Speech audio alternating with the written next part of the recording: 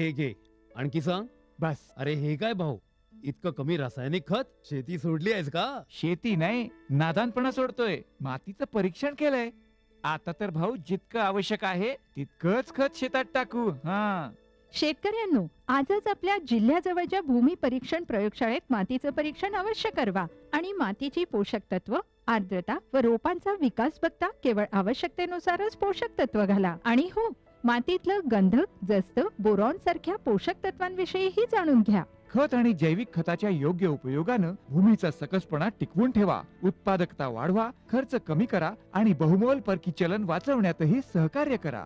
आणि हो, मंद गतीनं नायट्रोजन उपलब्ध करून देणारी खतं जसं कडुलिंबयुक्त युरियाला प्राधान्य द्या आणि युरियाचा पानांवर शिडकाव करा. अरे वा, तू तर खरोखरी समजूतदार झालास रे.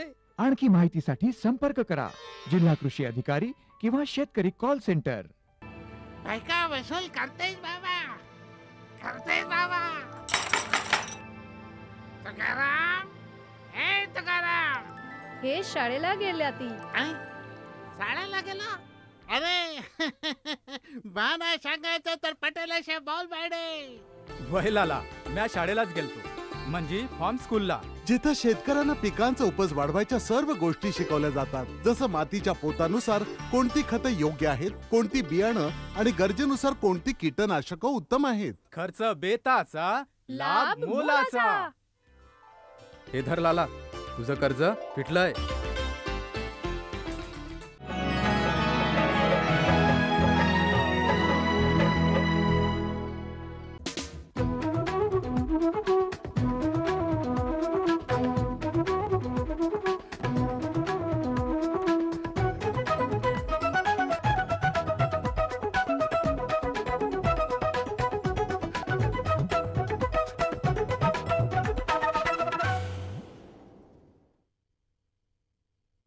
खरीप पेरणी 61 लाख हेक्टरवर, अत्याधुनिक तंत्रज्ञानाचा लाभ देण्यास नेदरलँड उत्सुक.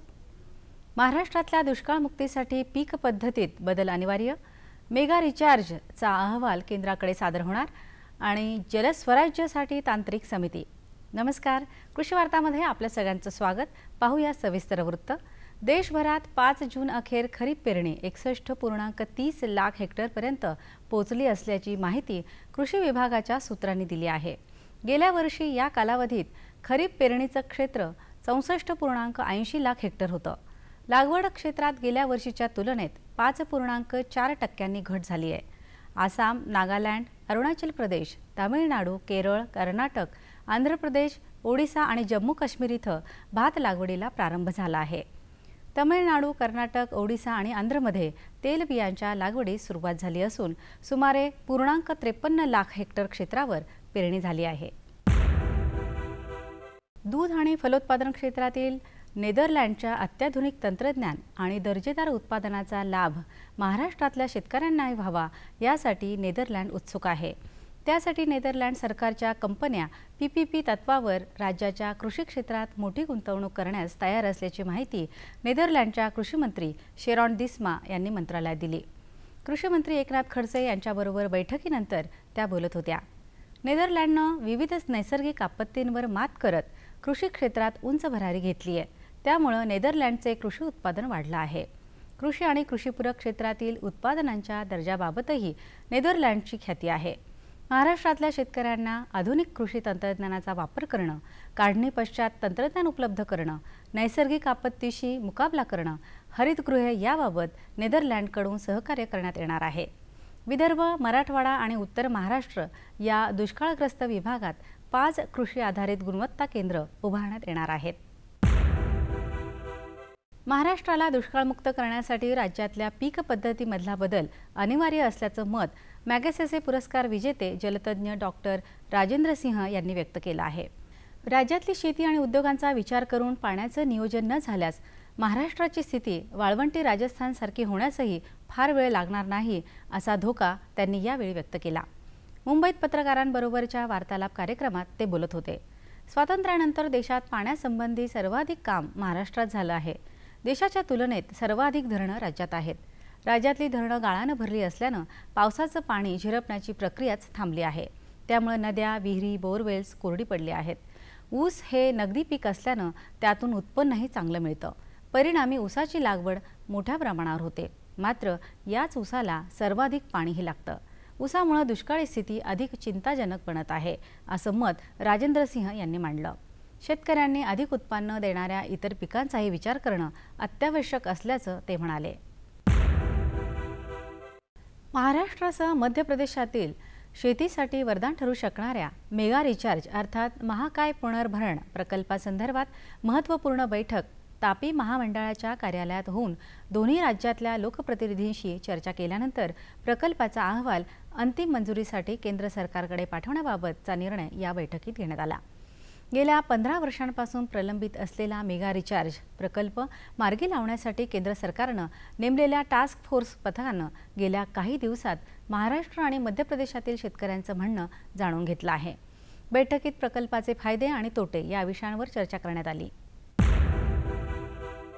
जलस्वराज्य टप्पा 2 प्रभावीरित्या राबवताना सरकारनं कायमस्वरूपी पाणीपुरवठा आणि स्वच्छता सुविधा यशस्वीरित्या राबवण्यासाठी तांत्रिक सल्ला देण्याकरता तांत्रिक सल्लागार समितीची स्थापना केली आहे.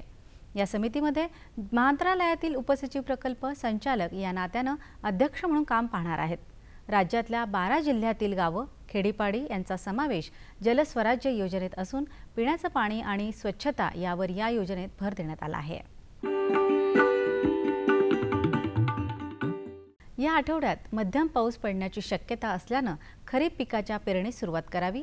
भातासाठी तयार करावयाच्या क्षेत्रामध्ये प्रति guntha 1 kilo urea, 3 kilo single super phosphate आणि चांगले कुजलेले शेणखत द्यावं. बियाण्यास प्रति किलोस 2 ग्रॅम याप्रमाणे थायरम किंवा इमिसान हे औषध सोडावं. वाफ्यावर पेरणी करताना 7 ते 8 सेंटीमीटर अंतरावर ओळीमध्ये साधारण 2 सेंटीमीटर खोलीवर बी पेरावं आणि ते झाकून घ्यावं.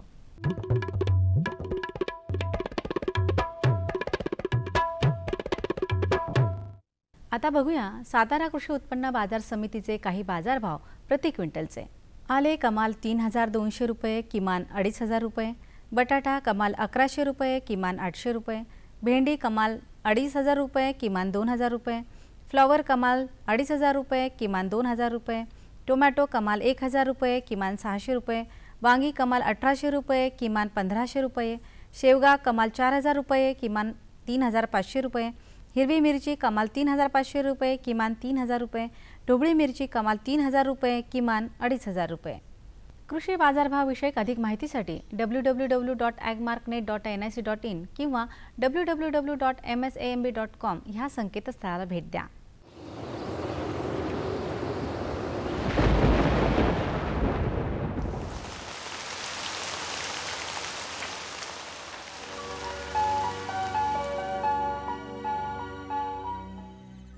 कोकणात बऱ्याच ठिकाणी, मध्य महाराष्ट्र आणि मराठवाड्यात काही ठिकाणी तसंच विदर्भात तुरळक ठिकाणी पाऊस पडण्याची शक्यता आहे. राज्यातल्या काही प्रमुख शहरांचं तापमान अंश सेल्सिअसमध्ये पुढील प्रमाणे. मुंबई कमाल 34 अंश सेल्सिअस, किमान 27 अंश सेल्सिअस. पुणे कमाल 33 अंश सेल्सिअस, किमान 24 अंश सेल्सिअस. नागपूर कमाल 43 अंश सेल्सिअस, किमान 31 अंश सेल्सिअस. नाशिक कमाल 37 अंश सेल्सिअस, किमान 25 अंश सेल्सिअस. औरंगाबाद कमाल 36 अंश सेल्सिअस, किमान 26 अंश सेल्सिअस. कोल्हापूर कमाल 31 अंश सेल्सिअस, किमान 22 अंश सेल्सिअस. सांगली कमाल 34 अंश सेल्सिअस, किमान 24 अंश सेल्सिअस. सातारा कमाल 33 अंश सेल्सिअस, किमान 24 अंश सेल्सिअस आणि सोलापूर कमाल 36 अंश सेल्सिअस आणि किमान 26 अंश सेल्सिअस राहण्याची शक्यता आहे. हवामान विषयक अधिक माहितीसाठी भारतीय हवामान विभागाच्या www.imd.gov.in ह्या संकेतस्थळाला भेट द्या. या होत्या आजच्या कृषी वार्ता. पुन्हा भेटूया पुढच्या भागात. तोपर्यंत नमस्कार.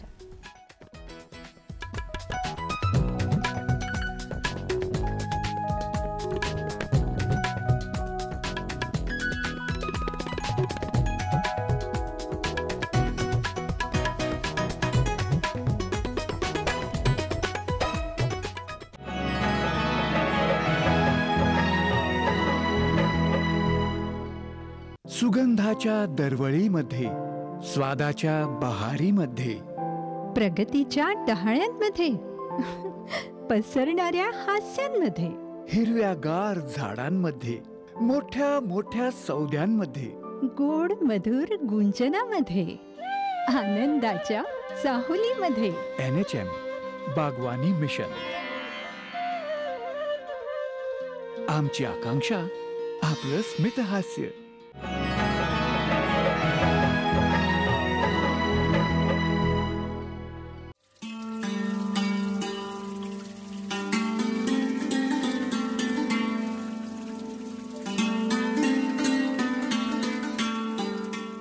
भारतभूमीला निसर्गाचं वरदान आहे. मात्र आधुनिक काळात शेतकऱ्याला तितक्याच प्रतिकूल परिस्थितीशी सामना करावा लागत आहे. कधी अवर्षण, तर कधी अवकाळी पाऊस, तर कधी गारपीट. या साऱ्यातून मार्ग काढताना भारतातील शेतकरी आता पारंपरिक शेतीला आधुनिकतेची जोड देऊ लागला आहे. नवनवीन प्रयोग करून शेती व्यवसाय अधिक समृद्ध करत आहे. मुक्काम पोस्ट चावरई, तालुका हातकणंगले, जिल्हा कोल्हापूर येथील शेतकरी विकास सर्जेराव पाटील यांची शेती याचं उत्तम उदाहरण म्हणून सांगता येईल. माझ्या आत्ता 25 एकर बागायत जमीन आहे. त्याच्यामध्ये मी सुरुवातीला पारंपरिक पद्धतीचं ऊस, सोयाबीन ही पिकं घेत होतो. ऊसात पण माझं विक्रमी उत्पादन आहे, सोयाबीनमध्ये पण माझं विक्रमी उत्पादन आहे. पण ऊसाच्या पिकामध्ये आता होणारं म्हणजे दर वाढता, उत्पादन खर्च याला थोडा बगल देऊन आता आम्ही केळीच्या पिकाकडं वळलेलो आहोत. आम्हाला केळीच्या पिकाकडं वळण्यासाठी किंवा धाडस करण्यासाठी आमचे कृषीभूषण संजीव माने यांचं मार्गदर्शन लाभलं. त्यावेळेला पण ते केळी पूर्ण करताना, पीक घेताना आम्ही ॲटोमायझेशन डोक्यात ठेवून सगळं ड्रिपची सिस्टीम सगळी बसवलेली आहे. पारंपरिक पिकांचे विक्रमी उत्पादक असतानाही त्यांनी केळी लागवडीचा निर्णय घेतला. ऊस गेल्यानंतर रोटर मारून घेतला, त्याच्यानंतर नांगरट करून घेतली, परत रोटर मारला, परत आडवी नांगरट केली, परत रोटर मारून नांगरट केली, परत रोटर मारून खुरपण मारली आणि त्याच्यामध्ये 30 ट्रॉली शेणखत आणि 40 टन बायोअर्थ 4.5 एकरामध्ये मिक्स करून घेतले. परत खुरपण पाळी देऊन सऱ्या सोडून घेतल्या 6 फुटाच्या. आणि त्याच वेळेला आम्ही जळगावची G9 केळीची जात आपल्या लागणीसाठी निवडली आणि 6x5 अंतर ठेवून आम्ही ती केळीची लागण केली. त्याच्या 8 दिवसानंतर परत त्याला आपण रिंग पद्धतीनं रासायनिक खतांचा डोस दिला. त्यामध्ये 500 kilo diammonium phosphate, 400 kilo muriate of potash, परत 150 किलो युरिया आणि 200 किलो मायक्रोन्यूट्रिएंट, परत 100 किलो तुमचं निंबोळी पेंट आणि 50 किलो ह्युमिक ग्रॅन्युल आणि थिमेट 2 किलो हे एकत्र करून रिंग पद्धतीनं त्याच्या खतं दिलीत. त्याच्यानंतर आम्ही प्रत्येकी 4 दिवसानंतर 19-19-19 परत बायोझाईम 22 हे स्प्रे 3 महिने बरोबर 8 दिवसानंतर ते म्हणजे घेतलेले आहेत. त्याच्यानंतर 1/8 आपण त्याला ड्रिपची खतं द्यायला चालू केलीत. ड्रिपची खतं देताना त्याच्यामध्ये urea 1261, phosphoric acid, magnesium sulphate आणि पोटॅश आणि 0050 हे सलग 3 महिने 90 दिवसापर्यंत हा डोस दर 4 दिवसानंतर कंटिन्यू केला. त्याच्यानंतर डोसमध्ये परत चेंज केला, भरणी करून घेतली होती त्यावेळेला. त्याच्या भरणीच्या अगोदर आपण त्यामध्ये ताग टोकणून घेतला. ताग म्हणजे 20 ते 22 दिवस झाल्यानंतर त्याच्यावर 19-19चा स्प्रे घेतला. स्प्रे घेतल्यानंतर 45 ते 47 दिवसाचा ताग झाल्यानंतर तो जमिनीत गाडून घेतला. गाडून घेतल्यानंतर आपण केळीची भरणी करून घेतली. पाणी व्यवस्थापनात पाटाच्या पाण्याची पद्धती वापरण्याऐवजी ठिबक सिंचनाचे अनेक फायदे त्यांनी आपल्या अनुभवातून इतर शेतकऱ्यांसमोर ठेवले आहेत. ठिबकमुळे खत आणि कीडनाशक व्यवस्थापनही सोपं होत असल्याचा त्यांचा अनुभव आहे. की पाट पाण्याचं पाणी हे वेस्टेज पाणी आहे आणि ड्रीपनं जे आपण पाणी देतो ते कमी पाण्यात जास्त उत्पादन घेण्याचे एक या ड्रीपमुळे शक्य होतं.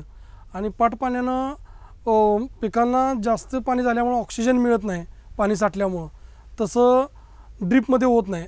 डायरेक्ट मुळांच्या जवळ पाणी मिळाल्यामुळं कमी पाण्यात आणि पाण्याची उपलब्धता आपल्याकडे जास्त असूनसुद्धा आपण ड्रीप केलं. त्याचं कारण म्हणजे पिकाला जेवढी गरज आहे तेवढंच पाणी मोजून देता यावं एवढ्यासाठी आपण ते ड्रीप केलेलं आहे. ड्रीप करताना आपण याच्या मागं मोजून पाणी देण्याकरता परत आपण ॲटोमायझेशन सिस्टीम बसवलेलं आहे की आपल्या पिकाला आता किती तास पाणी द्यायचं आहे, 1 तासच पाणी द्यायचं आहे. तर आपण ॲटोमायझेशन लावल्यानंतर 2 एकराच्या प्लॉटला आपण 5 मिनटापासून ते 8 तासापर्यंत नॉनस्टॉप पाणी देऊ शकतो. 8 तास लाईट आहे म्हणून, तर 24 तास जरी पाणी तुमच्याकडे लाईट उपलब्ध असले तर 24 तास देऊ शकता. पण आपल्याला एक 5 ते 10 मिनटंसुद्धा कालावधी आपण देऊ शकतो. ॲटोमायझेशनमुळं आपल्याला जर पिकाला 5-5 मिनटाचे जर सायकल लावायचे असतील 5 मिनटानं तरी ते शक्य आहे. आपण उभारून ते मॅन्युअली करू शकत नाही. पण ड्रीप ॲटोमायझेशन करण्यामागं कारण की मोजून पाणी, मोजून खतं टाकून आपण दुसरं कोणतंही काम करू शकतो आहे. आपल्याला वेळ मिळतो त्याच्यामुळं. परत बागेत नियोजन करायचं म्हटलं तर ड्रीपजवळ थांबायला लागत नाही ॲटोमायझेशनमुळं. ॲटोमायझेशन केलं की ॲटोमॅटिक खतं, ॲटोमॅटिक पाणी, जेवढी खतं पाहिजे तेवढीच आणि जेवढं पाणी पाहिजे तेवढंच पाणी टाईम टू टाईम देता येतं. पिकाची निवड करताना एकरी उत्पादन आणि खर्च यांची योग्य सांगड घालत जास्तीत जास्त उत्पन्न कसं घेता येईल हे इतर शेतकऱ्यांना त्यांनी दाखवून दिलं आहे. जीवामृत आपण सोडून घेतलं. जीवामृताचा शेतीसाठी फायदा असा होतो की आपण दिलेले जे रासायनिक खतं आहेत किंवा जमिनीत असणारं सेंद्रिय पदार्थ आहेत त्याचं व्यवस्थित विघटन होऊन पिकाला उपलब्ध करून द्यायचं काम हे त्याच्यातून होणारे जीवाणू करत असतात. आणि आपल्याकडे बाहेर विकत आणून जीवाणू करण्यापासून आपण देशी गाईचं मूत्र, परत शेण, परत 5 प्रकारच्या 5 डाळींचं घेतलं, 5 किलो पीठ, 200 किलो शेण घेतलं होतं. जवळजवळ 100 ते 150 लिटर आपल्या साध्या गाईचं मूत्र घेतलं होतं. त्याच्यामध्ये गूळ घातला होता, मध घातला होता, तूप घातलं होतं आणि ते मिश्रण 15 दिवस ठेवलं होतं. त्याच्यानंतर त्याची क्वांटिटी वाढवून हे केलेलं मिश्रण 1000 लिटरच्या बॅरलमध्ये तयार केलं होतं. त्याच्यानंतर हे मिश्रण आपण बादलीत क्वांटिटी त्याची वाढवून आणि त्याच्यामध्ये प्लॅस्टिकचे ग्लास टाकून ते बादलीनं सोडलं होतं. पावसाळ्याचे दिवस दरम्यान ड्रीपनं सोडलं नव्हतं ते. त्याचा आपल्याला फायदा असा की जमीन डेव्हलप होण्यासाठी आणि मुळांचं कार्यक्षमता वाढण्यासाठी, मुळांना अन्न उपलब्ध होण्यासाठी आपण जीवामृताचा वापर केला होता. त्याच्यानंतर रासायनिक खतांचा पण बरोबर 4थ्या दिवशी पिकाच्या वाढीनुसार 6 महिने जसं आपल्याला जळगावचे मखदूम साहेबांनी सांगितलं होतं किंवा दाजींनी आमच्या संजीव मानेंनी सांगितलं होतं तसे त्याचे डोस पण आपण व्यवस्थित दिलेले आहेत. आणि आत्ता आपल्या जे बागेची अवस्था आहे ते आता पूर्णपणे घड बाहेर पडून त्याचं बॅगिंग केलेलं आहे. आता आपण त्याच्यावर बॅगिंग करताना पण त्याचे केळीचे स्वच्छता ठेवलेली आहे. 12 ते 13 फाण्या फक्त त्याच्या धरलेल्या आहेत. वरच्या 3-4 फाण्या ज्या 15 ते 16 फाण्यापर्यंत आपलं घड पडले होते त्या वरच्या फाण्या कट करून टाकलेल्या आहेत आपण आणि फक्त 12 ते 13च फाण्या घेतलेल्या आहेत. त्याची केळीची स्वच्छता ठेवलेली आहे. त्याच्यावर स्प्रे पण घेतलेला आहे केळीचा झाकताना तुडतुडी वगैरेचा प्रादुर्भाव होऊ नये म्हणून. केळी लागवड करताना 2 रोपातील पुरेशा अंतरामुळे संपूर्ण क्षेत्राची स्वच्छता राखण्यास मदत होत आहे. निसर्गाच्या लहरीपणापासून पिकाचं संरक्षण करण्यासाठी त्यांनी संपूर्ण केळीच्या बागेला बांधणी करून आधार दिला आहे. आपण जुलैमध्ये केळीची लागण केल्यामुळं सर्वसाधारण केळी आपली जून आणि जुलै ह्या महिन्यामध्येच निघणार आहे. केळीचे घड आपले मार्चमध्ये पडले. त्याच्यानंतर वळीव, वारा, पाऊस या अशा आपत्तीपासून वाचण्यासाठी आपण केळीला पूर्ण 4.5 एकर केळी आपण बांधून घेतलेली आहे. केळी बांधताना आपण बॉक्स पॅकिंगच्या पट्ट्यानं केळींना रिंग मारून घेतली. त्याच्या 4ही बाजूला जसं आपण सासनकाठी उभी करतो तसं प्रत्येक केळीची ओढ ही दुसऱ्या केळीला काढलेली आहे. आणि बाहेरच्या बाजूला केळीच्या बाहेरच्या बाजूला आपण वाऱ्याची अडवणूक करण्यासाठी जे हत्ती गवत आणि शेवरी लावलेली आहे त्याच्या बुडक्यांना त्याची ओढ काढून बांधलेली आहे. जिथं काही प्रॉब्लेम आहे तिथं झाडांना किंवा चिवकाटीचे असे तोडून घालून त्याच्यामध्ये ओढ काढलेले. ते बांधल्यामुळं माझे आत्ता 100% म्हणजे 4.5 एकरातली एकही रोप माझं कुठेही मोडलेलं नाही आहे. तशी बाग आहे. पण आमच्या शेजारी ज्या बागा आमच्याबरोबर केलेल्या होत्या त्यांना वळिवाचा आणि वाऱ्याचा पाऊस बसलेला आहे आणि गारांचा पाऊस झाला त्यावेळेचा पण माझ्या केळीवर काही इफेक्ट झाला नाही. पानं माझी त्यावेळेला पूर्णपणे चांगली होती आणि फक्त पानं केळीची वाऱ्यामुळं फाटली थोडी आणि गारामुळं त्याच्यात पानांचंच फक्त नुकसान झालं. बाकी केळीच्या घडांना वगैरे काही नुकसान झालेलं नाही माझं. केळीच्या घडांना दिलेल्या विशेष सच्छिद्र आच्छादनामुळे उत्तम प्रतीचं उत्पादन त्यांच्या शेतात आज दिसत आहे. यामध्ये कुटुंबाचीही योग्य साथ त्यांना मिळत आहे.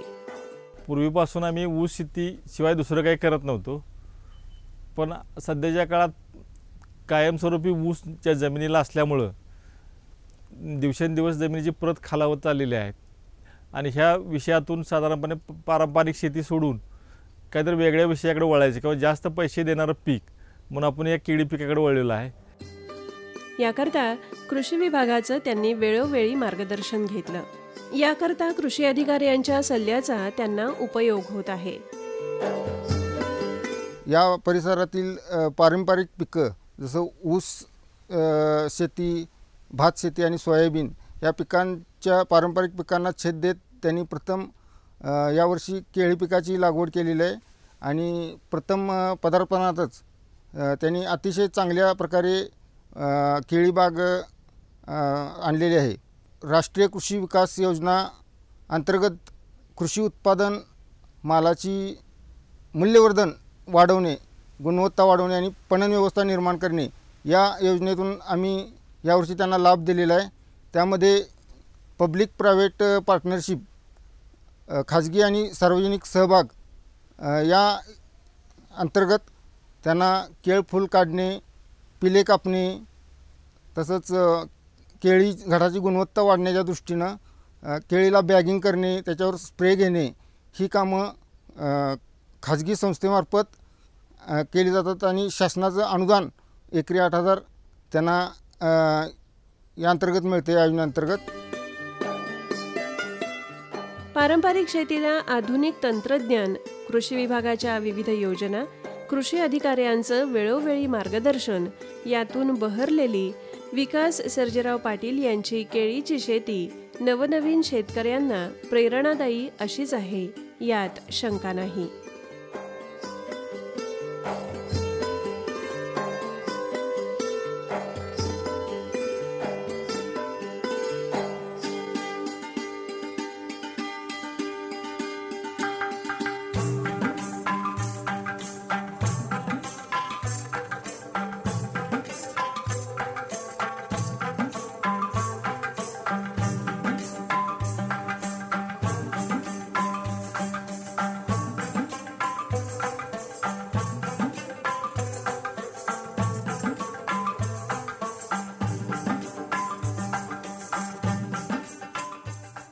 आमचा पत्ता निर्माता कृषी दर्शन, दूरदर्शन केंद्र पुणे.